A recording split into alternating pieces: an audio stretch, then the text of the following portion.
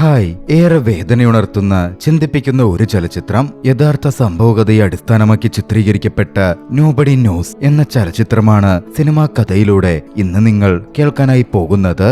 വിശദമായ കഥയിലേക്ക് പോകുന്നതിന് മുമ്പ് സിനിമാ കഥകൾ കേൾക്കാൻ ഇഷ്ടപ്പെടുന്ന പുതിയ കൂട്ടുകാരുണ്ടെങ്കിൽ നമ്മുടെ ചാനൽ ഒന്ന് സബ്സ്ക്രൈബ് ചെയ്യണേ. കൂട്ടുകാർക്ക് ഷെയർ ചെയ്ത് കൊടുക്കുകയും ഹൈപ്പ് ചെയ്യുകയും കമന്റ് ചെയ്യുകയും ലൈക്ക് ചെയ്യുകയും ചെയ്യൂ. നമുക്ക് നേരെ വിശദമായ കഥയിലേക്ക് പോകാം. കഥ ആരംഭിക്കുന്നത് ഒരു ട്രെയിൻ യാത്രയിൽ നിന്നുമാണ്. ഒരു അമ്മ തന്റെ 12 വയസ്സുള്ള മകനോടൊപ്പം വലിയ 2 സ്യൂട്ട് കേസുകളുമായി ആ ട്രെയിനിൽ യാത്ര ചെയ്തുകൊണ്ടിരിക്കുന്നു. ആ ബാലൻ തന്റെ പക്കൽ വളരെ വിലപ്പെട്ട എന്തോ ഉണ്ടെന്നതുപോലെ ആ സ്യൂട്ട് കേസിനെ മൃദുവായി തലോടുന്നുണ്ട്. അവരിരുവരും ഒരു അപ്പാർട്ട്മെന്റ് വാടകയ്ക്കെടുക്കാൻ വേണ്ടി പോയിരിക്കുന്നതായിരുന്നു. ആൺകുട്ടിയുടെ പേര് അക്കീറ എന്നാണ്. അമ്മയുടെ പേര് കീക്കോ. വീട്ടുടമസ്ഥനെ കണ്ട് കീക്കോ സംസാരിച്ചു. തന്റെ ഭർത്താവ് വിദേശത്താണെന്നും അതിനാൽ മകനോടൊപ്പം താമസിക്കാൻ ഒരു അപ്പാർട്ട്മെന്റ് അന്വേഷിക്കുകയാണെന്നുമാണ് അവർ പറഞ്ഞത്. പക്ഷെ കുട്ടിയെ കൂടെ കണ്ടതും കുട്ടികൾ ബഹളമുണ്ടാക്കി അയൽക്കാർക്ക് പൊതുവെ ബുദ്ധിമുട്ടുണ്ടാക്കുമെന്നാണ് പറയാറ്. അതുകൊണ്ട് കുട്ടികളുള്ള പാരന്റ്സിന് വീട് നൽകാൻ മടിക്കാറുണ്ട് എന്ന് വീട്ടുടമസ്ഥൻ പറഞ്ഞു. പക്ഷേ അക്കീറ വളരെ നല്ല കുട്ടിയാണെന്നും അവൻ പ്രശ്നമോ ബഹളമോ ഒന്നും ഉണ്ടാക്കില്ല എന്ന് കീക്കോ ഉറപ്പ് പറഞ്ഞു. ഒടുവിൽ ആ വീട്ടുടമസ്ഥൻ തന്റെ വീട് വാടകയ്ക്ക് കൊടുക്കാൻ തീരുമാനിച്ചു. താക്കോല് വാങ്ങിയ ശേഷം അവർ തങ്ങളുടെ സ്യൂട്ട് കേസുകളും സാധനങ്ങളുമെല്ലാം പുതിയ അപ്പാർട്ട്മെന്റിലേക്ക് മാറ്റി. പക്ഷേ വീട്ടിലെത്തി കയ്യിലുണ്ടായിരുന്ന 2 സ്യൂട്ട് കേസുകൾ തുറന്നപ്പോഴാണ് ഒരു കാര്യം വ്യക്തമായത്. ആ സ്യൂട്ട് കേസുകൾക്കുള്ളിലുണ്ടായിരുന്നത് 2 കുട്ടികളായിരുന്നു. ആ കുട്ടികൾ കൂടി പുറത്തു വന്നു. യൂക്കി എന്നു പേരുള്ള സുന്ദരിയായ ഒരു കൊച്ചു പെൺകുട്ടിയും ചകാരു എന്നു പേരുള്ള ഒരു ആൺകുട്ടിയും. രാത്രിയിൽ അക്കീറ രഹസ്യമായി റെയിൽവേ സ്റ്റേഷനിൽ പോയി. അവിടെ നിന്ന് മറ്റൊരു പെൺകുട്ടിയെ കൂടി അപ്പാർട്ട്മെന്റിലേക്ക് കൂട്ടിക്കൊണ്ടുവന്നു. അവളുടെ പേര് കിയാക്കോ എന്നാണ്. അക്കീറയുടെ മൂത്ത സഹോദരി. സത്യത്തിൽ ഇവർ 4 പേരും കീക്കോയുടെ മക്കളാണ്. അത്രയും മക്കളുള്ള കാര്യം വീട്ടുടമസ്ഥനോട് പറഞ്ഞാൽ അവർക്ക് വീട് വാടകയ്ക്ക് കിട്ടില്ല. അതുകൊണ്ട് ആ വിവരം അവർ മറച്ചുവെച്ചിരിക്കുകയായിരുന്നു. മുൻപും കുട്ടികളുടെ അമ്മ അവരെ ഇതുപോലെ മറ്റൊരു അപ്പാർട്ട്മെന്റിൽ താമസിപ്പിച്ചിരുന്നു. എന്നാൽ അവിടുത്തെ വീട്ടുടമസ്ഥൻ വിവരമറിഞ്ഞതോടെ അവരെ അവിടെ നിന്ന് പുറത്താക്കി. അവർക്ക് ആ അപ്പാർട്ട്മെന്റ് ഒഴിഞ്ഞ് മാറേണ്ടി വന്നു. അങ്ങനെയാണ് അവർ പുതിയ അപ്പാർട്ട്മെന്റിലേക്ക് എത്തപ്പെട്ടിരിക്കുന്നത്.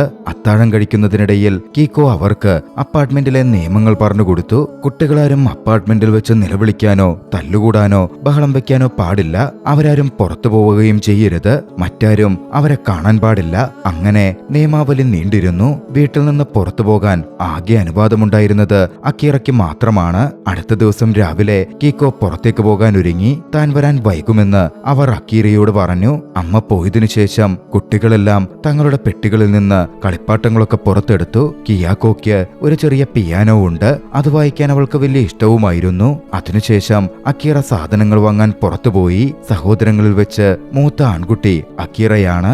അമ്മ അവനെ മാത്രമേ വീട്ടുടമസ്ഥന് പരിചയപ്പെടുത്തിയിരുന്നുള്ളൂ. അതുകൊണ്ട് പുറത്തെ എല്ലാ ഉത്തരവാദിത്തങ്ങളും അക്കീറയുടെ ചുമലിലായിരുന്നു. അക്കീറയാണ് ഈ കുടുംബത്തെ ഒന്നിച്ചു നിർത്തിയിരുന്നത് എന്ന് പറയാം. അവൻ മാർക്കറ്റിൽ പോയി എല്ലാ പലചരക്ക് സാധനങ്ങളും വാങ്ങും. ആ ചെറിയൊരു ബാലൻ വീടിന്റെ സർവ്വ ഉത്തരവാദിത്തങ്ങളും തന്റെ തോളിലേറ്റിയിരിക്കുകയാണ്. രാത്രിയിൽ അവൻ സ്വന്തം കൈകൊണ്ട് എല്ലാവർക്കും വേണ്ടി ഭക്ഷണം പാകം ചെയ്യും. എല്ലാവർക്കും ഭക്ഷണം നൽകുകയും ചെയ്യും. ഇതിനെല്ലാം ശേഷം അവൻ പുസ്തകം വായിക്കാനിരിക്കും. ആ സമയത്തൊക്കെയാണ് അമ്മ വീട്ടിലേക്ക് മടങ്ങിയെത്തുക. വീട്ടിലേക്കെത്തിയ അക്കീറയുടെ അമ്മ അവനെ ഒന്ന് കണക്ക് പഠിക്കാൻ സഹായിച്ചു. പെട്ടെന്നാണ് അവർക്കൊരു ഫോൺ കോൾ വന്നത്. ഫോൺ വന്നപ്പോൾ കീക്കോ അടുത്ത മുറിയിലേക്ക് പോയി. അമ്മ ഫോണിൽ സംസാരിക്കുന്നതെല്ലാം അക്കീറ നിശബ്ദനായി കേട്ടിരുന്നു. പിറ്റേന്ന് രാവിലെ മറ്റുള്ളവരെ പോലെ തനിക്കും സ്കൂളിൽ പോകണം എന്ന് കിയാക്കോ അമ്മയോട് പറഞ്ഞു. എന്നാൽ സ്കൂൾ അത്ര രസമുള്ള ഇടമൊന്നുമല്ല എന്നായിരുന്നു അമ്മ മറുപടി പറഞ്ഞത്. നിനക്കച്ഛനില്ല, നീ സ്കൂളിൽ പോയാൽ അതിന്റെ പേരിൽ എല്ലാരും നിന്നെ കളിയാക്കും, പിന്നെ പോയിട്ട് എന്ത് കാര്യമാ ഉള്ളത് എന്നൊക്കെയായിരുന്നു അമ്മ അവനോട് വിശദീകരിച്ചത്. ഇത് കേട്ട് കിയാക്കോയുടെ ഹൃദയം തകർന്നുപോയി. പിന്നീട് അക്കീറ അമ്മയോടൊപ്പം ബാൽക്കണിയിൽ നിൽക്കുമ്പോ അവനും സ്കൂളിനെ കുറിച്ച് ചോദിച്ചു. അപ്പോൾ അമ്മ പറഞ്ഞു, ഞാൻ പുതിയൊരാളുമായി പ്രണയത്തിലാണ്. അക്കീറ വീണ്ടും അതേക്കുറിച്ച് ചോദിച്ചു. അവൾ മറുപടി നൽകി, ഇല്ല, ഇത്തവണ ഞാൻ കണ്ടെത്തിയാൽ ശരിക്കും നല്ലൊരു മനുഷ്യന് എന്നെ വിവാഹം കഴിക്കാം എന്ന് അദ്ദേഹം പറഞ്ഞിട്ടുണ്ട്. ഞങ്ങളുടെ വിവാഹം നടന്നാൽ നിങ്ങൾക്കെല്ലാവർക്കും അച്ഛനാകും. അപ്പോൾ എനിക്ക് നിങ്ങളെല്ലാവരെയും സ്കൂളിൽ അയക്കാനും പറ്റും. കിയാക്കോക്ക് പിയാനോ പഠിക്കാം, നിങ്ങൾക്ക് നന്നായി ജീവിക്കാം. ആ അമ്മ അങ്ങനെ പറഞ്ഞുകൊണ്ടിരിക്കുന്നുണ്ടായിരുന്നു. ആ വാക്കുകളൊക്കെ കേൾക്കുമ്പോൾ നല്ലൊരു വാർത്തയായി തോന്നാമെങ്കിലും അത് കേട്ട അക്കീറയ്ക്ക് വലിയ സന്തോഷമൊന്നും തോന്നിയില്ല. അവനിൽ ഒരു സങ്കടം നിറയുകയായിരുന്നു ചെയ്തത്. അടുത്ത രാത്രി പുസ്തകം വായിച്ചുകൊണ്ടിരിക്കുമ്പോൾ അക്കീറ ഒരു കാറിന്റെ ശബ്ദം കേട്ടു. അവൻ ബാൽക്കണിയിൽ നിന്ന് നോക്കിയപ്പോ തന്റെ അമ്മ ടാക്സിയിൽ തിരിച്ചു വരുന്നത് കണ്ടു. ടാക്സിയിൽ നിന്നിറങ്ങിയവൾ ആരോടോ യാത്ര പറയുകയായിരുന്നു. അക്കീറ അത് കണ്ടില്ലെന്ന് നടിച്ചു. പഠനമേശയിലേക്ക് തന്നെ അവൻ മടങ്ങിയെത്തി. കീക്കോ അവർക്കായി ഇൻസ്റ്റന്റ് നൂഡിൽസ് കൊണ്ടുവന്നിരുന്നു. അതിനാൽ അവൾ എല്ലാരെയും വിളിച്ചുണർത്തി. അന്ന് അമ്മ ഒരുപാട് മദ്യപിച്ചായിരുന്നു വീട്ടിലെത്തിയിരുന്നത്. അക്കീറ അത് ശ്രദ്ധിച്ചു. അവൻ എല്ലാവർക്കുമായി ഭക്ഷണം ചൂടാക്കി നൽകി. അപ്പോൾ കീക്കോ പറഞ്ഞു, അക്കീറ, നീ നിന്റെ അച്ഛനെ പോലെ തന്നെയാണ്. നിന്റെ കണ്ണുകൾ അദ്ദേഹത്തിൻ്റെതുപോലെ ഇരിക്കുന്നു. പിന്നാലെ അവർ ചോദിച്ചു, ഞാനും നീയും കൂടി നിന്റെ അച്ഛനെ കാണാൻ പോയത് നീ ഓർക്കുന്നുണ്ടോ? അക്കീറ പറഞ്ഞു, ഇല്ല, എനിക്ക് ഓർമ്മയില്ല. തുടർന്ന് കീക്കോ പറഞ്ഞു, ഷഗാരുവിന്റെ അച്ഛനോ? അദ്ദേഹം ഹനേഡയില ജോലി ചെയ്യുന്നേ. അവിടെ നിന്ന് ഒരുപാട് വിമാനങ്ങൾ പറക്കുന്നുണ്ട്. അത് കേട്ട യൂക്കി ഉടൻ പറഞ്ഞു, എനിക്ക് ശരിക്കും വിമാനം കാണണം. ഉടൻ കീക്കോ മകൾ യൂക്കിയോട് പറഞ്ഞു, നിന്റെ അച്ഛൻ ഒരു മ്യൂസിക് പ്രൊഡ്യൂസർ ആയിരുന്നു. എനിക്കൊരു ഗായികയാകണമെന്ന് ആഗ്രഹമുണ്ടായിരുന്നു. അങ്ങനെയാ ഞങ്ങൾ കണ്ടുമുട്ടിയത്. അപ്പോഴാണ് ഒരു കാര്യം വ്യക്തമാകുന്നത്. ആ കുട്ടികളെല്ലാവരും കീക്കോയുടെ തന്നെയാണെങ്കിലും അവരുടെ അച്ഛന്മാർ വ്യത്യസ്തരാണ്. അവരെല്ലാവരും ഹാഫ് സിബ്ലിങ്സുകൾ മാത്രമാണ്. കീക്കോയ്ക്ക് പല പുരുഷന്മാരുമായും ബന്ധമുണ്ടായിരുന്നു. അതുകൊണ്ടായിരിക്കാം അമ്മ മറ്റൊരു വിവാഹത്തെക്കുറിച്ചും സ്കൂളിൽ പോകുന്നതിനെ കുറിച്ചും പറഞ്ഞപ്പോൾ അക്കീറയ്ക്ക് തീരെ സന്തോഷം തോന്നാതിരുന്നത്. അതവനെ ദുഃഖിപ്പിച്ചത്. പിറ്റേന്ന് രാവിലെ ഉണർന്നപ്പോൾ അക്കീറ മേശപ്പുറത്തൊരു കുറിപ്പ് കണ്ടു. താൻ കുറച്ചു ദിവസം വീട്ടിലുണ്ടാവില്ലെന്ന് അവന്റെ അമ്മ അതിൽ കുറിച്ചിരുന്നു. ആ ദിവസങ്ങളിൽ അക്കീറ സഹോദരങ്ങളെ നോക്കണമെന്നും അതിൽ കൂട്ടിച്ചേർക്കപ്പെട്ടിരുന്നു. കുറിപ്പിനൊപ്പം കുറച്ച് പണവും ഉണ്ടായിരുന്നു. ആ കുറിപ്പ് വായിച്ച അക്കീറയ്ക്ക് വലിയ വിഷമം തോന്നി. വീട്ടിലെ ജോലികൾ ഓരോന്നും ചെയ്യുന്നത് കുട്ടികളാണ്. കിയാക്കോയുടെ ജോലി എല്ലാവരുടെയും വസ്ത്രങ്ങൾ അലക്കുക എന്നതായിരുന്നു. തുണിയലക്കുന്നതിനിടയിൽ അവൾ അമ്മയെക്കുറിച്ച് ചോദിച്ചു. അമ്മ കുറച്ചു ദിവസത്തേക്ക് പുറത്തു പോയിരിക്കുകയാണെന്ന് അക്കീറ പറഞ്ഞു. എല്ലാ ദിവസത്തെയും പോലെ അക്കീറ ഒന്നും പുറത്തുപോയി. അവൻ വീട്ടുവാടകയും വൈദ്യുതി, ഗ്യാസ്, ഫോൺ, വെള്ളം എന്നിവയുടെ ബില്ലുകളും അടച്ചു. പിന്നീട് വീട്ടിലേക്കുള്ള സാധനങ്ങൾ വാങ്ങി. ആ സമയം ഒരു കടയിൽ അവനൊരു കോമിക് ബുക്ക് കണ്ടു. അത് തുറന്നവൻ വായിക്കാൻ ആരംഭിച്ചു. ആ സമയത്താണ് ചില ആൺകുട്ടികൾ ഷോപ്പ് ലിഫ്റ്റിംഗ് ചെയ്തുകൊണ്ടിരുന്നത്. എടുത്ത സാധനങ്ങളിൽ ചിലത് അക്കീറ കാണാതെ അക്കീറയുടെ ബാഗിലേക്ക് അവരിട്ടുകൊണ്ടുപോയി. അക്കീറ പുറത്തേക്കിറങ്ങിയപ്പോ കടയുടമ അവനെ പിടികൂടുകയും അവൻ കള്ളനാണെന്ന് കരുതി പോലീസിനെ വിളിക്കുമെന്ന് പറഞ്ഞ് ഭീഷണിപ്പെടുത്തുകയും ചെയ്തു. പക്ഷെ അപ്പോൾ ഒരു ജീവനക്കാരി വന്നു. അവർ പറഞ്ഞു, അവനൊന്നും മോഷ്ടിച്ചിട്ടില്ല.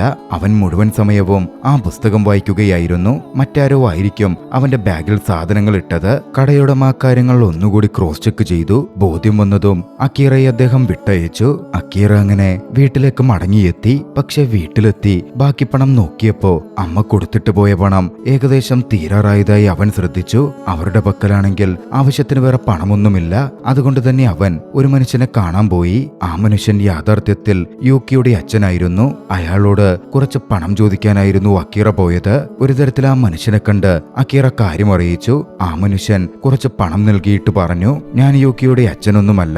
ഇതാണ് ഞാൻ നിനക്ക് പണം തരുന്ന അവസാന തവണ. ഇനി നീ എന്നെ അന്വേഷിച്ചു വന്നേക്കരുത്. എന്തായാലും കിട്ടിയ പണവുമായി അവൻ മടങ്ങി. ആ പണം കൊണ്ടായിരുന്നു അവൻ സഹോദരങ്ങളെ സംരക്ഷിച്ചത്. പിന്നീട് ഒരു ദിവസം അവൻ തന്റെ നോട്ട്ബുക്കിൽ മാസത്തെ കണക്കുകൾ എഴുതിക്കൊണ്ടിരിക്കെ അമ്മ പെട്ടെന്ന് വീട്ടിലേക്ക് തിരിച്ചു വന്നു. എല്ലാവർക്കും സമ്മാനങ്ങളും അമ്മ കൊണ്ടുവന്നിരുന്നു. എല്ലാവരും സന്തോഷിച്ചെങ്കിലും അമ്മയുടെ ഈ നിരുത്തരവാദിത്തപരമായ പെരുമാറ്റത്തിൽ അക്കീറയ്ക്കൊട്ടും സന്തോഷം തോന്നിയില്ല. കീക്കോ അക്കീറയുടെയും കിയാക്കോയുടെയും മുടിവെട്ടിക്കൊടുത്തു. അവരോട് അന്നൊരുപാട് സംസാരിക്കുകയും ചെയ്തു.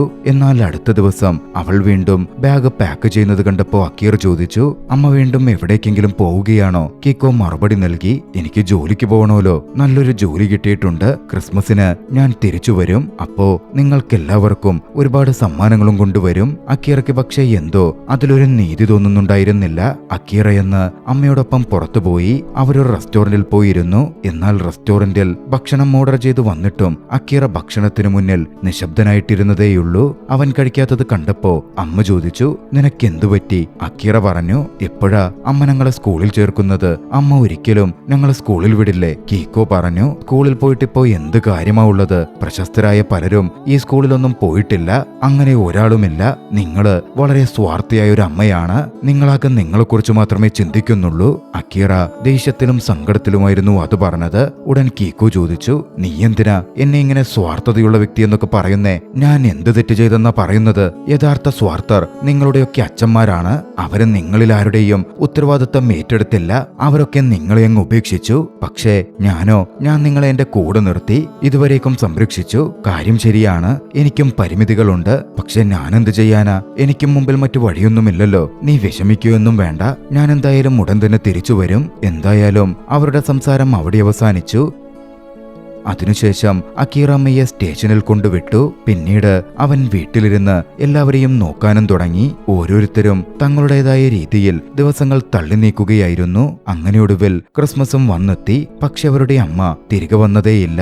തന്റെ കൊച്ചു സഹോദരങ്ങളുടെ മുഖത്തെ സങ്കടം കണ്ട് അക്കീറയ്ക്ക് വലിയ ദുഃഖം തോന്നി. പക്ഷെ അവനൊരു വലിയ സഹോദരനാണ്, മൂത്ത ജ്യേഷ്ഠനാണ്. അവൻ വെറും 12 വയസ്സുള്ള കുട്ടിയാണെങ്കിൽ കൂടിയും അവന്റെ ഉത്തരവാദിത്വം അത്രമേൽ വലുതായിരുന്നു. തന്റെ സഹോദരങ്ങൾക്ക് വേണ്ടി എന്തെങ്കിലും വാങ്ങാൻ അന്നവൻ ഷോപ്പിങ്ങിനായി പുറത്തിറങ്ങി. കനത്ത തണുപ്പുണ്ടെങ്കിലും രാത്രി വൈകുന്നവരെ അവൻ ആ തണുപ്പത്ത് തുടർന്നു. അതിനൊരു കാരണവുമുണ്ട്. ക്രിസ്മസ് രാത്രിയിൽ ഏറെ വൈകുന്നതോടെ കച്ചവടമൊക്കെ ഏറെക്കുറെ അവസാനിക്കും. അപ്പോഴേക്കും വിൽക്കാൻ വെച്ചിരുന്ന സാധനങ്ങൾ പലതും വിറ്റുതീരാൻ വേണ്ടി കച്ചവടക്കാർ പാതിവിലയ്ക്കും മറ്റുമിടും. വില കുറയുമ്പോ അവന് വീട്ടിലേക്ക് സാധനങ്ങൾ വാങ്ങാം. ആ കൊച്ചു പയ്യൻ അങ്ങനെ കാത്തുനിന്ന് വില കുറഞ്ഞപ്പോ വീട്ടിലേക്കൊരു കേക്ക് വാങ്ങി. പിന്നീട് തിരിച്ചു പോകുന്ന സമയത്ത് വീട്ടിലേക്കുള്ള വഴിയിൽ ഒരു പാലത്തിന് മുകളിൽ ഒരു പെൺകുട്ടി നിൽക്കുന്നത് അവൻ കണ്ടു.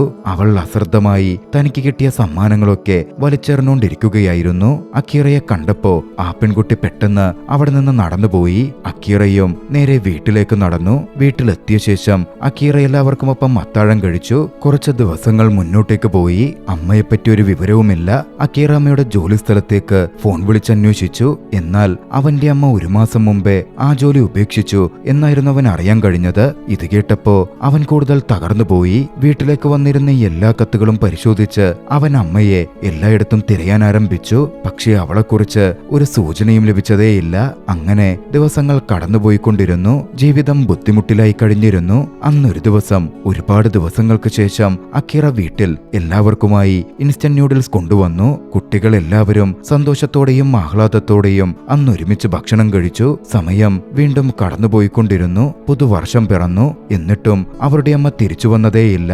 തന്റെ സഹോദരങ്ങളെ സന്തോഷിപ്പിക്കാൻ അക്കീറ തന്റെ സമ്പാദ്യവും എടുത്തു. കടയിലെ മുമ്പ് തന്നെ രക്ഷിച്ച ആ ഒരു ജീവനക്കാരന്റെ അടുത്ത് പോയി. ഒരിക്കൽ അവനുമേൽ മോഷണക്കുറ്റം ആരോപിക്കപ്പെട്ടപ്പോൾ രക്ഷിച്ച അതേ മനുഷ്യന്റെ അടുത്ത് അദ്ദേഹത്തിന്റെ സഹായത്തോടെ അവൻ എല്ലാ സഹോദരങ്ങളുടെയും പേരിൽ ഓരോ കവറുകൾ തയ്യാറാക്കി. എല്ലാ കവറുകളിലും തന്റെ സമ്പാദ്യത്തിൽ നിന്നുള്ള പണം വീതിച്ചു വെച്ചു. അമ്മ എല്ലാവർക്കും സമ്മാനങ്ങൾ അയച്ചിട്ടുണ്ടെന്ന് പറഞ്ഞ് ആ കവറുമായി അവൻ തിരികെ വീട്ടിലെത്തി ഓരോ കുട്ടികൾക്കുമായി കൊടുത്തു. ആ സമ്മാനങ്ങൾ, ആ പണം കണ്ടതും എല്ലാവർക്കും സന്തോഷമായി. കുട്ടികൾ എല്ലാവരും സമ്മാനം കിട്ടിയതോടെ തങ്ങൾക്കിഷ്ടമുള്ള സാധനങ്ങൾ വാങ്ങാൻ ആ പണം മാറ്റിവെച്ചു. യൂക്കോ പറഞ്ഞത് തനിക്കൊരു പാവ വാങ്ങണമെന്നായിരുന്നു. ഷിഗാരുവിനൊരു കളിപ്പാട്ടം വേണം, കിയാക്കോക്കോ ഒരു പിയാനോയും. എന്നാൽ ഇതെല്ലാം കേട്ടിട്ടും അക്കീറയ്ക്ക് വല്ലാത്തൊരു സങ്കടം തോന്നിയിരുന്നു. കാരണം തന്റെ കയ്യിൽ അവശേഷിച്ച പണം വീട്ടുചെലവുകൾക്കായി ചിലവാകും. ചിലപ്പോൾ മറ്റുള്ളവരുടെ പണം കൂടി അതിനായി ഉപയോഗിക്കേണ്ടി വരും. അതവന് നല്ല ബോധ്യമുണ്ടായിരുന്നു. കുറച്ചു ദിവസങ്ങൾ വീണ്ടും മുന്നിലേക്ക് പോയി. യൂക്കോയുടെ ജന്മദിനം വന്നു. അമ്മ തിരിച്ചു വരുന്നത് കാത്ത് ആ പാവം കുട്ടി ജനാലയ്ക്കരികിൽ നിന്നു. അവൾ പറയുന്നുമുണ്ടായിരുന്നു, അമ്മ ഇന്ന് വീട്ടിലേക്ക് തിരിച്ചു വരും. പക്ഷെ കിയാക്കോ പറഞ്ഞു, ഇല്ല മോളെ, അമ്മ ഇന്ന് വരില്ല. ഈ സമയം അവളെ സന്തോഷിപ്പിക്കാനായി അക്കീറ അവളുടെ കൂടെ ചേർന്ന് പറഞ്ഞു, അമ്മയ്ക്കിന്ന് വരാൻ കഴിയില്ല, പക്ഷെ അമ്മ അടുത്ത ആഴ്ച വരും. യൂക്കോക്ക് സങ്കടം വന്നിരുന്നു.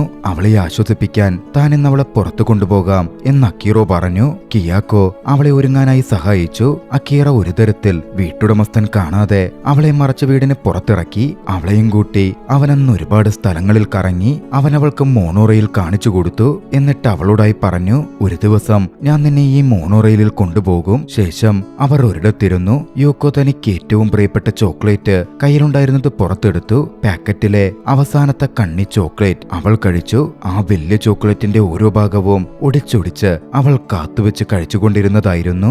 ഇപ്പോൾ ആ അവസാന കണ്ണിയോടെ ആ ചോക്ലേറ്റ് മുഴുവനായും തീർന്നിരിക്കുന്നു. അടുത്ത ദിവസം അക്കീറ ഒരു വീഡിയോ ഗെയിം ഷോപ്പിൽ പോയി. അവിടെ വെച്ച് ഗെയിം കളിക്കാൻ വേണ്ടിയിരുന്നു. ആ സമയം അവിടെ ഉണ്ടായിരുന്ന 2 ആൺകുട്ടികളുമായി അവൻ കൂട്ടുകൂടുകയും ചെയ്തു. അന്നു മുതൽ അക്കീറ അവരോടൊപ്പം സൈക്കിൾ ചവിട്ടിയും മറ്റും സമയം ചെലവിടാൻ ആരംഭിച്ചു. ഒരു ഘട്ടത്തിൽ അവൻ അവരെ വീട്ടിലേക്ക് കൊണ്ടുവരികയും വീട്ടിലിരുന്ന് ഒരുമിച്ച് വീഡിയോ ഗെയിം കളിക്കുകയും ചെയ്തു.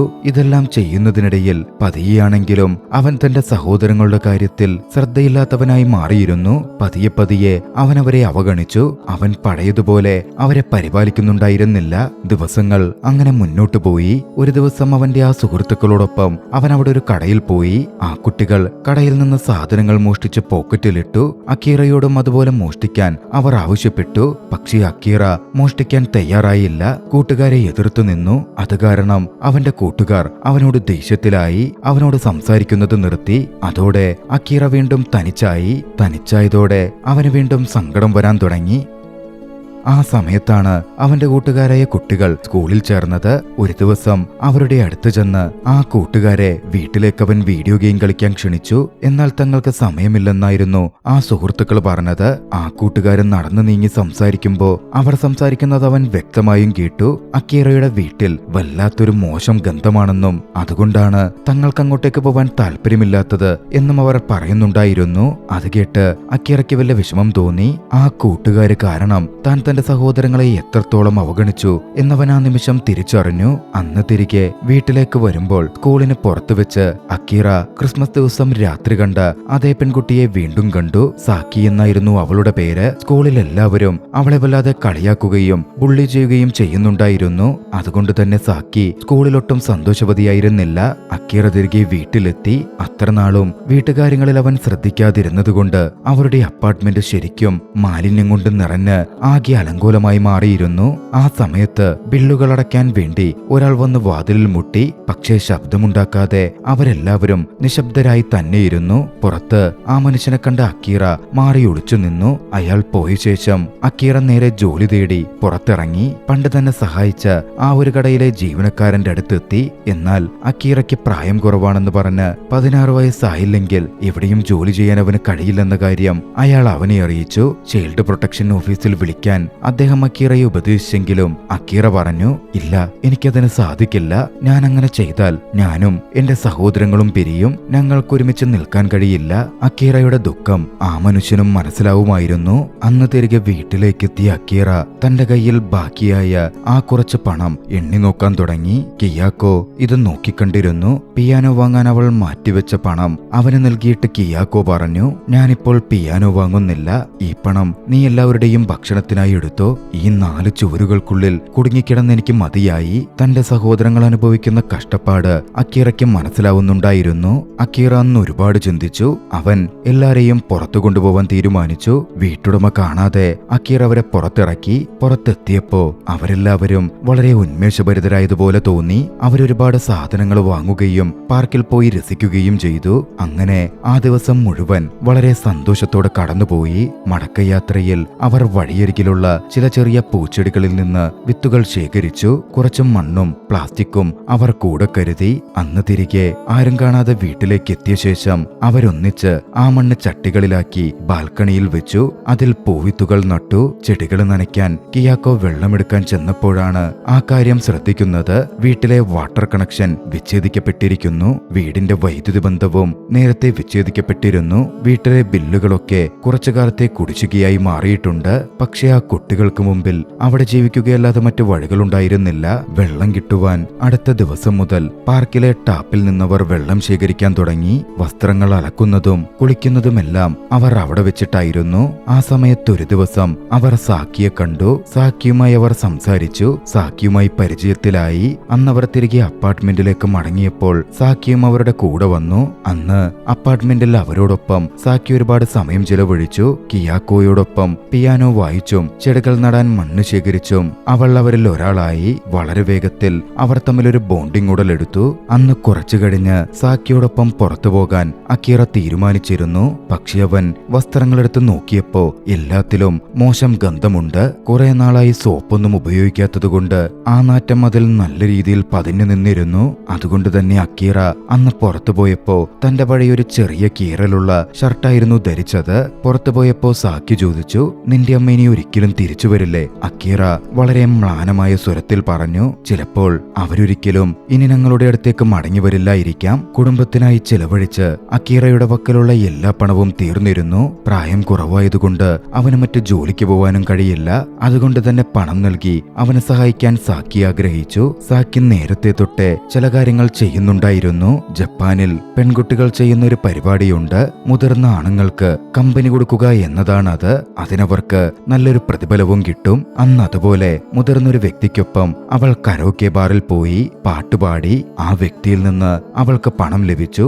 ആ പണം കൊണ്ടുവന്ന് അക്കീറയ്ക്ക് നൽകാൻ സാക്കി ആഗ്രഹിച്ചു. പക്ഷേ അക്കീറ അക്കാര്യം കാര്യം മനസ്സിലാക്കിയിരുന്നു. സാക്കി അത്തരത്തിൽ പണം സമ്പാദിക്കുന്നത് അക്കീറയ്ക്ക് തീരെ ഇഷ്ടപ്പെട്ടിരുന്നില്ല.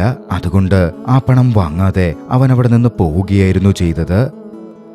അന്ന് രാത്രിയിൽ ചകാരു കിടന്നുകൊണ്ട് എന്തോ ചവച്ചുകൊണ്ടിരിക്കുന്നത് അക്കീറ കണ്ടു. അവനെന്തോ കഴിക്കുകയാണ് എന്നായിരുന്നു അക്കീറ ചിന്തിച്ചത്. നീ എന്താ കഴിക്കുന്നത്? അവൻ ചോദിച്ചു. അത് വായിൽ നിന്ന് പുറത്തെടുക്കാനും പറഞ്ഞു. ചകാരു അത് പുറത്തെടുത്തു. അത് കണ്ടതും അക്കീറയുടെ മനസ്സ് തകർന്നു. വിശപ്പ് സഹിക്കാനാവാതെ തന്റെ കൊച്ചനുജൻ ഒരു കടലാസ് കഷ്ണമെടുത്ത് ചവയ്ക്കുകയായിരുന്നു. എന്തെങ്കിലും ചെയ്യണം എന്നവൻ തീരുമാനിച്ചു. അടുത്ത ദിവസം അവൻ തന്റെ കയ്യിലുള്ള അവസാന നാണയത്തുട്ടും പെറുക്കിയെടുത്ത് കുറച്ച് ഭക്ഷണം വാങ്ങാൻ പോയി. ഒരു തരത്തിൽ ഭക്ഷണം സംഘടിപ്പിച്ച് വീട്ടിലേക്ക് തിരിച്ചു. പക്ഷേ ചകാരു വീട്ടിലുണ്ടായിരുന്നില്ല. അവർ അവനെ തിരയാൻ തുടങ്ങി. തിരച്ചിലിനിടയിൽ തന്റെ അനിയൻ മറ്റു ചില ആൺകുട്ടികളോടൊപ്പം കളിക്കുന്നത് അവൻ കണ്ടു. അങ്ങനെ അവൻ തനിച്ച് പുറത്തിറങ്ങിയതിന് അക്കീറ അന്നവനെ ഒരുപാട് വഴക്ക് പറഞ്ഞു. പിന്നെ അവനെ വീട്ടിലേക്ക് കൊണ്ടുവന്ന് അവന് ഭക്ഷണം കൊടുത്തു. അവരെല്ലാവരും ഒരുമിച്ച് ഉള്ളതിൽ നിന്ന് കഴിച്ചിരുന്നു. ആ രീതിയിൽ അവരുടെ കഷ്ടപ്പാടിന്റെയും ദാരിദ്ര്യത്തിന്റെയും ദിവസങ്ങൾ തുടർന്നു. ഒരു ദിവസം യൂക്കോ ചോദിച്ചു, സാക്കിനെ നമ്മുടെ വീട്ടിലേക്ക് വരില്ലേ? സാക്കിയെ യൂക്കോ കേറെ ഇഷ്ടപ്പെട്ടിരുന്നു. അക്കീറ പറഞ്ഞു, ഇല്ല, അവൾ ഇനി എന്തായാലും വരില്ല. അക്കീറ ദേഷ്യത്തോടെ അന്ന് തന്റെ അമ്മയുടെ വസ്ത്രങ്ങൾ പുറത്തെടുക്കാൻ തുടങ്ങി. ഞാൻ അമ്മയുടെ വസ്ത്രങ്ങൾ വിൽക്കാൻ പോകുവാണ്. അമ്മ ഇനി ഒരിക്കലും തിരിച്ചു വരാൻ പോകുന്നില്ല. പക്ഷേ കിയാക്കോ അതിനവനെ അനുവദിച്ചില്ല. ആ വസ്ത്രങ്ങൾ ചേർത്തു പിടിച്ച് അവൾ ആ അലമാരയോട് ചേർന്നിരുന്നു. അക്കീറ അന്ന് പുറത്തുനിന്ന് പറഞ്ഞുകൊണ്ടേയിരുന്നു, നീ എത്രത്തോളം പ്രതീക്ഷ വെച്ച് പുലർത്തിയിട്ടും കാര്യമില്ല. നമ്മുടെ അമ്മ ഇനി ഒരിക്കലും തിരിച്ചു വരാൻ പോകുന്നില്ല. അന്നവൻ വീട്ടിൽ നിന്ന് പുറത്തിറങ്ങി ഏറെ സങ്കടത്തിൽ ഒരു മൈതാനത്ത് പോയിരുന്ന് ബേസ്ബോൾ കളി നോക്കി നിന്നു. അവൻ അങ്ങനെ ഇരിക്കുന്ന കണ്ട കോച്ച് സബ്സ്റ്റിറ്റ്യൂട്ട് ഇറങ്ങാൻ ആളില്ലാത്തത് കൊണ്ട് അവന് കളിക്കാൻ താല്പര്യമുണ്ടോ എന്ന് ചോദിച്ചു. അക്കീറയ്ക്ക് വലിയ സന്തോഷം തോന്നി. ആദ്യമായി അവന് മറ്റുള്ളവരെ പോലെ ബേസ്ബോൾ കളിക്കാൻ അവസരം കിട്ടുകയായിരുന്നു. അന്ന് ആദ്യമായി അവൻ കുടുംബത്തിന്റെ ഭാരം മറന്നു. ഒരു കുട്ടിയെപ്പോലെ സമയം ചെലവഴിച്ചു. ഏറെ പ്രശ്നങ്ങൾ നിറഞ്ഞവരുടെ ജീവിതത്തിൽ ഇടയ്ക്കെങ്കിലും ഇത്തരത്തിൽ ആശ്വാസം വന്നെത്തുമ്പോ ഒരുപക്ഷെ മറുവശത്ത് അതിലും വലിയൊരു ദുരന്തം കാത്തിരിക്കുന്നുണ്ടാകാം. അതായിരുന്നു സംഭവിച്ചതും. അന്ന് വീട്ടിലേക്ക് മടങ്ങിയെത്താൻ അക്കീറ കുറച്ചധികം വൈകിയിരുന്നു. വീട്ടിലെത്തിയപ്പോ യൂക്കോ കസേരയിൽ നിന്ന് താഴെ വീണ് കിടക്കുന്നത് അക്കീറ കണ്ടു. അവൾക്കെന്താ പറ്റിയത് എന്ന് അക്കീറ ചോദിച്ചപ്പോ താഴെ വീണ ശേഷം അവൾ ഒന്നിനോടും പ്രതികരിക്കുന്നില്ല എന്നായിരുന്നു കിയാക്കോ പറഞ്ഞത്. ആ നിമിഷം തന്നെ അക്കീറയ്ക്ക് കാര്യം മനസ്സിലായി. തന്റെ കൊച്ചനിയെത്തി തങ്ങളെയും ഈ ലോകത്തെയും ഉപേക്ഷിച്ച് പോയിരിക്കുന്നു. അവന് വല്ലാത്ത വേദന അനുഭവപ്പെട്ടു. വലിയ കുറ്റബോധം തോന്നി. ഒരുപക്ഷെ താൻ ഇവിടെ ഉണ്ടായിരുന്നെങ്കിൽ ഇത് സംഭവിക്കില്ലായിരുന്നു എന്ന തരത്തിൽ അവൻ ചിന്തിച്ചു. എന്നിരുന്നാലും അവന്റെ കണ്ണിൽ നിന്നും കണ്ണുനീർ പൊഴിഞ്ഞതേയില്ല. അനിയത്തിയുടെ മരണവിവരം അമ്മയെ അറിയിക്കണം. ഒടുവിൽ വന്ന കത്തെടുത്ത് ആ കത്തിൽ കണ്ട വിലാസത്തിലേക്ക്, അതിലുണ്ടായിരുന്ന ഫോൺ നമ്പറിലേക്ക് അക്കീറ കോയിൻ ബോക്സിലൂടെ വിളിച്ചു. ഒരു സ്ത്രീ ഫോൺ എടുത്തു. അവനോട് കാത്തിരിക്കാൻ പറഞ്ഞു. ഹോൾഡ് ചെയ്യുന്ന സമയത്ത് അക്കീറ ഓരോ നാണയത്തുട്ടുകൾ ഇട്ടുകൊണ്ടിരുന്നു. പക്ഷെ അവന്റെ കയ്യിലെ അവസാന നാണയവും തീർന്നിട്ടും ആ കാത്തിരിപ്പ് അവസാനിച്ചില്ല. ആരും കോൾ അറ്റൻഡ് ചെയ്തില്ല. കോള് വിച്ഛേദിക്കപ്പെട്ടു. അക്കീറ അന്ന് പൂർണ്ണമായും തകർന്നുപോയി. എന്ത് ചെയ്യണമെന്ന് ആ 12 വയസ്സുകാരൻ അറിവുണ്ടായിരുന്നില്ല. തനിക്ക് മുന്നിൽ മറ്റു വഴികളൊന്നും അവശേഷിക്കുന്നില്ല എന്ന് അവന് തോന്നി. അതുകൊണ്ട് അവൻ നേരെ സാക്കിയുടെ വീട്ടിലേക്ക് ചെന്നു. സാക്കി പുറത്തിറങ്ങി വന്നപ്പോ അവൻ അവളോടായി പറഞ്ഞു, അന്ന് നീ എനിക്ക് കുറച്ച് പണം തരാമെന്ന് പറഞ്ഞില്ലേ? കഴിയുമെങ്കിൽ ആ പണം എനിക്കിപ്പോൾ തരാമോ? എനിക്ക് യൂക്കോയെ ഒരു വിമാനം കാണിച്ചു കൊടുക്കണം. അവന്റെ വാക്കുകളിൽ അത്രമേൽ വേദനയും നിസ്സഹായാവസ്ഥയും നിറഞ്ഞു നിന്നിരുന്നു. സാക്കിയോട് അവൻ സത്യങ്ങൾ പറഞ്ഞു. സാക്കി അവന്റെ കൂടെ ഇറങ്ങി. അവർ കടയിൽ പോയി അവന്റെ അനിയത്തിക്ക് ഏറ്റവും പ്രിയപ്പെട്ട ചോക്ലേറ്റുകൾ ഒരുപാട് വാങ്ങി. സാക്കിയോടൊപ്പം നേരെ അപ്പാർട്ട്മെന്റിലെത്തി. അക്കീറ ആ സമയം മേശപ്പുറത്തൊരു കത്ത് കണ്ടു. അതെന്ന് വന്നതാണെന്ന് കിയാക്കോ അവനടുക്കൽ പറഞ്ഞു. അതവന്റെ അമ്മയിൽ നിന്നുള്ളതായിരുന്നു. ആ കത്ത് അക്കീറ പൊട്ടിച്ചു വായിച്ചു. അവർ അതിൽ എഴുതിയിരുന്നു, അക്കീറ, എനിക്കിപ്പോഴൊന്നും വരാൻ കഴിയില്ല. നീ നിന്റെ പരമാവധി പരിശ്രമിച്ച് നിന്റെ സഹോദരങ്ങളെ നോക്കണം. അതിനോടൊപ്പം അവർ ചെറിയൊരു തുകയും അയച്ചിരുന്നു. അവൻ അതിൽ നിന്നും ഒന്നും പ്രതികരിക്കണമെന്ന് തോന്നിയില്ല. എല്ലാവരുടെയും സഹായത്തോടെ അവൻ യൂക്കോയുടെ ശരീരം ഒരു സ്യൂട്ട് കേസിലാക്കി. സാക്കിയോടൊപ്പം ആ സ്യൂട്ട് കേസും എടുത്ത് പുറത്തിറങ്ങി. യൂക്കിയുടെ ഏറ്റവും വലിയ ആഗ്രഹമായിരുന്നു വിമാനം കാണണമെന്നുള്ളത്. ആ സ്യൂട്ട് കേസുമായി സാക്കിക്കൊപ്പം അവൻ മോണോ റെയിലിൽ കയറി. തന്റെ അനിയത്തിയെ മോണോ റെയിലിൽ കൊണ്ടുപോകണമെന്ന് അവൻ മുമ്പ് ആഗ്രഹിച്ചിരുന്നു. പക്ഷേ അത് ഇത്തരത്തിലൊരു യാത്രയായി മാറുമെന്ന് ഒരിക്കലും അവൻ ചിന്തിച്ചിരുന്നതേയില്ല. പിന്നീടവർ യാത്രാമധ്യേ ഹനേഡയിലെത്തി. അവിടെ നിന്നും വിമാനങ്ങൾ പറക്കുന്നത് എപ്പോഴും കാണാമായിരുന്നു. അവ കാണുകയെന്നത് യൂക്കോയുടെ വലിയ ആഗ്രഹവുമായിരുന്നല്ലോ. അവിടെ അവൻ കുറച്ചുനേരം നിന്നു. യൂക്കോ ഒരുപക്ഷെ അത് കാണുമായിരിക്കും എന്നവൻ ചിന്തിച്ചിരിക്കണം. പിന്നീട് അവിടുള്ള ഒരു നദീതീരത്തേക്ക് അവർ രണ്ടുപേരും പോയി. രാത്രി വൈകി അവരൊന്നിച്ച് ആ നദീതീരത്ത് യൂക്കോയുടെ മൃതദേഹം അടക്കം ചെയ്തു. ആ രാത്രി മുഴുവൻ അവരിരുവരും ആ ശവകുടീരത്തിനരികിൽ നിശബ്ദരായിട്ടിരുന്നു. അവരുടെ ശരീരം മുഴുവൻ മുഷിഞ്ഞിരുന്നു. എന്നിരുന്നാലും അടുത്ത ദിവസം അവർ ട്രെയിനിൽ കയറി നേരെ വീട്ടിലേക്ക് മടങ്ങി. അവർ വീണ്ടും തങ്ങളുടെ ദൈനംദിന ജീവിതത്തിലേക്ക് തന്നെ തിരികെ എത്തി. അക്കീറോ, കിയാക്കോ, ചകാരു എന്നിവർ സാക്കിയോടൊപ്പം പാർക്കിലെ ടാപ്പിൽ നിന്ന് വെള്ളം ശേഖരിക്കാൻ പോയി. ആ സമയത്ത് അവർക്ക് മുകളിലൂടെ ഒരു വിമാനം പറന്നു പോകുന്നുണ്ടായിരുന്നു. ദുരിതം നിറഞ്ഞ അവരുടെ ജീവിതം മുന്നോട്ടേക്ക് പോയിക്കൊണ്ടേയിരിക്കുന്നു. അക്കീറ ആ കുടുംബത്തിന്റെ ഒരു പേരാൽ വൃക്ഷമാണ്. അവന്റെ തണലിലാണ് അവന്റെ സഹോദരങ്ങൾ അതിജീവിക്കുന്നത്. 1980കളിൽ ജപ്പാനിൽ നടന്ന ഒരു യഥാർത്ഥ സംഭവമായിരുന്നു ഇത്. പക്ഷെ നമ്മൾ മനസ്സിലാക്കേണ്ടുന്ന ചിലതുണ്ട്. 4 പതിറ്റാണ്ടുകൾക്ക് മുൻപ് മാത്രമല്ല, ഇന്നും നമ്മുടെ നിത്യജീവിതത്തിൽ തെരുവുകളിൽ ഇതുപോലെയുള്ള ഒട്ടേറെ പേരെ നമുക്ക് നോക്കിക്കാണാം. ഒരുപക്ഷെ അവർക്ക് പിന്നിലും ഇതുപോലെ വളരെ സങ്കടകരമായ ക്രൂരമായ ഒരു കഥയുണ്ടാകാം. ഒരിക്കലും നമ്മളത് കേൾക്കാൻ നിൽക്കാറില്ല. നമ്മളെപ്പോഴും നമ്മുടെ ജീവിതത്തിന് പിന്നാലെ ഓടുന്ന തിരക്കുകളിലാണ്. ആരെയും അതിൽ തെറ്റു പറയാനും സാധിക്കില്ല. പക്ഷേ മുതിർന്നവർ മനസ്സിലാക്കേണ്ടുന്ന ഏറ്റവും പ്രധാനപ്പെട്ട ഒരു കാര്യമുണ്ട്. കുട്ടികളെ ജനിപ്പിക്കുക എന്നത് മാത്രമല്ല ഒരു വ്യക്തിയുടെ കർത്തവ്യം. ജന്മം നൽകുന്നുണ്ടെങ്കിൽ അവരെ സംരക്ഷിക്കേണ്ടതും അവരുടെ ഉത്തരവാദിത്തമാണ്. സംരക്ഷിക്കാൻ നിങ്ങൾക്ക് കഴിയില്ലെങ്കിൽ അവർക്ക് ജന്മം നൽകാതിരിക്കുക. അതാണ് നിങ്ങൾ അവരോട് ചെയ്യുന്ന ഏറ്റവും വലിയ ദയ. ഈ ജാപ്പനീസ് ചലച്ചിത്രം നിങ്ങൾക്കിഷ്ടമായെങ്കിൽ വീഡിയോ ലൈക്ക് ചെയ്യുക. അഭിപ്രായങ്ങളും നിർദ്ദേശങ്ങളും കമന്റുകളിൽ രേഖപ്പെടുത്തുക. കഴിയുമെങ്കിൽ ചാനൽ സബ്സ്ക്രൈബ് ചെയ്തും കൂട്ടുകാർക്ക് ഷെയർ ചെയ്തു കൊടുത്തും ഞങ്ങളെ സപ്പോർട്ട് ചെയ്യുക. അടുത്ത എപ്പിസോഡിൽ മറ്റൊരു മികച്ച ചലച്ചിത്രവുമായി നമുക്ക് കണ്ടുമുട്ടാം. അതുവരെ ബൈ.